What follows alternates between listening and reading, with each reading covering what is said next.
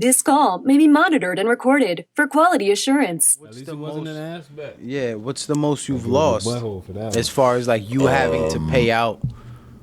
Someone took The day. the Royals. So are you familiar with Vegas Dave? You guys familiar with him? No, I'm not. He's on Barstool? No, so he's this guy, this huge, he's like a pick, you know, the guy that send picks out, they pay for picks, right? Like pay $100 for this pick Bear, of mine. college game day, So this shouts to guy you. bet Kansas City Royals to win. For the money, that's how they That's do it. right. You were talking about Bear before. Kind of like Bear, but he pays. He charges you $1,000 per pick. It's for like really big bettors, and it's a scam. Yeah. But this guy bet the Royals to win the World Series the year that they beat the Mets. Do you remember that? I don't know if you guys remember. The It was Royals probably- beat the Mets? The Royals won the World Series probably 8 years ago against the Mets. So one guy followed him. When I was on my book, I was like, yeah, that's easy money for me.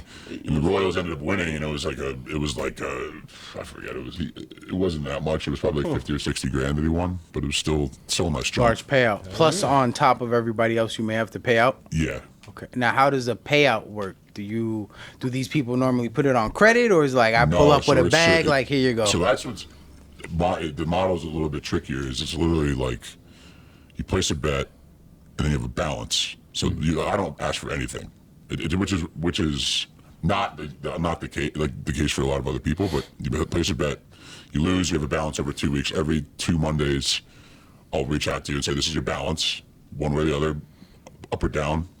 If it's big money, we'll meet. If it's small enough, we'll do like a PayPal or a Venmo. But yeah, for the big ones, you got to meet in person and cash, change hands. Do they more or less? Like if let's say I hit for 5,000, are there people who are like, I'm gonna place another bet for $5,000? You ain't even gotta see me. See, that's the thing. Like these guys that hit 5, They roll it over. That balance comes down really fast because like they have it in their hands, and they're a lot of the times, dude. A lot of these guys get drunk on a Saturday, and they're just like Something wild. No, I'm telling you, like they just drinking during the games, and like when you're drinking, you're putting bets out, and you can see these bets in real time. I'm like, dude, why are they putting $1,000 on the Raptors second half? You should have Against like the Cavs in a February. You should have seen us this weekend. Somebody you know went 3 for 13. Yeah, Jesus Christ. yeah. I mean, And he couldn't stop. because that's kind of the dark side of this. That this juice shit, like, you get, man. I talked about it a little earlier with my friends being on it when I first started. I had to kick a couple guys off. I was like, I'm not going to watch you.